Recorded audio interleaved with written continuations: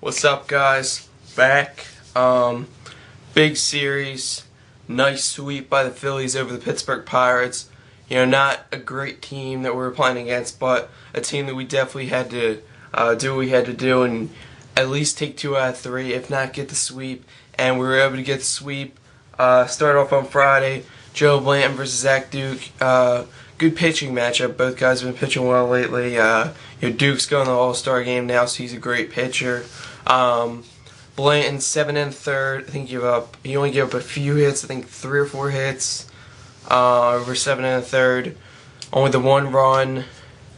So it was a great outing for him. Joe Blanton has been pitching great the last month. Less than the start before that. Against the Mets he did good. The last month, maybe the last 6 to 8 weeks, over the last month and a half, he's really pitched well, really stepping it up, pitching great, and that's definitely what we want out of our number 3 starter. He's pitching better than Cole Hamels, I think. Well, I know, because Hamels hasn't been very good at all, which leads me to game 2. Hamels gave up 5 runs, and then we gave up 2 more. It was 7-3 heading into the 9th. Matt Stairs comes up, hits a home run. I'm like, alright, they're making it interesting. That's good. I guess it can never be over when you're playing the Pittsburgh Pirates. But, so then we got 2 runners on. Utley was able to get on when we already had a runner on base. Ryan Howard comes up. I was kind of thinking to myself, there's a shot that he could go yard right here. Because, Pirates pitching isn't very good. They're just not a very good team. That's why they're in last place. So, Howard comes up. Great home run. You knew when he hit it. It was gone. It was a freaking moonshot. So that was great. Tying the game up. And I was like, I don't know.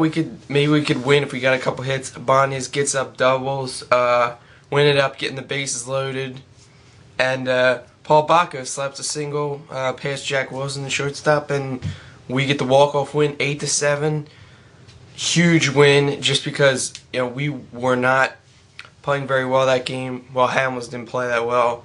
Ibanez had a couple hits. He had that double that ended up being the game-winning run.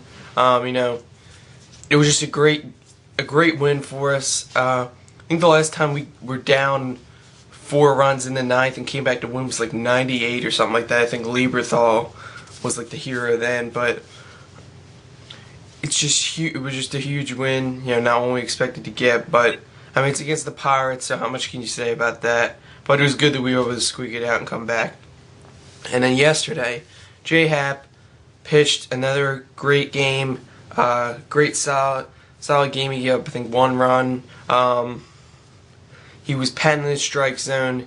He did very well, being aggressive and not getting behind in the count, getting ahead of the hitters, which is definitely what he can do when he's being very effective. So he was able to get the pitchers in the strike zone, and he just looked so good yesterday. He's been looking great. He might be trade bait for us to get Roy Halladay. We might have to give up him, Kyle Drabek, who knows who else. But he's just a great pitcher. He's now 6-0 with his ERA, I think, is 2.9 or something like that. I know it's under 3 now. So he's pitching great. That would be sick if we could trade for Halladay and keep him. That would be sick. But I just don't see it happening. I think we're gonna have to give him up for Roy Halladay. And the All-Star rosters were just announced at a press conference like an hour ago. It's gonna be Tim Lincecum and Roy Halladay pitching. Maybe next time we see Halladay, it'll be in Phillies uniform, hopefully, as the end of July comes around. Victorino's going to be starting at center field, and then Utley and Ibanez starting, so that's great. Worth is also at the game, Worth and Howard. Ryan Howard in the home run derby tonight. I think it's 8 o'clock. I'm going to miss it. I have to go to work. We have to do freaking inventory, so I'm going to definitely miss the home run derby, unfortunately. Usually play it after, so hopefully I can catch it. But then the game's tomorrow night. Hopefully the National League can get a win, because we might need it. We're probably going to need it if we're going on our World Series run. We're going to need that home field advantage. Obviously we didn't have it last year, and it'd be nice to have it again this year, or have it this year. I think it's been 7 years since the National League won, so we definitely need to go in there and get a win in St. Louis. Last thing before I go, I know we talked about Pedro Martinez last week. Apparently, he's close to a deal. He's supposed to fly to Philly, I think, today, and I think he's supposed to take a physical either today or tomorrow. I think probably tomorrow, and they said a deal is probably going to be announced on Wednesday or Thursday if we get him.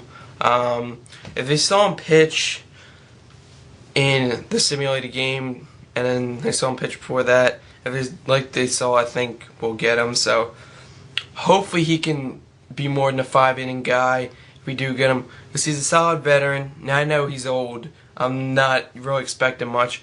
Just take a flyer on him, see what happens. The worst that could happen is, he gets roughed up in a couple starts, and we hit who knows what we'll do with him after that. But hopefully he can be solid. If he can give us like 6-7 innings, that'd be great.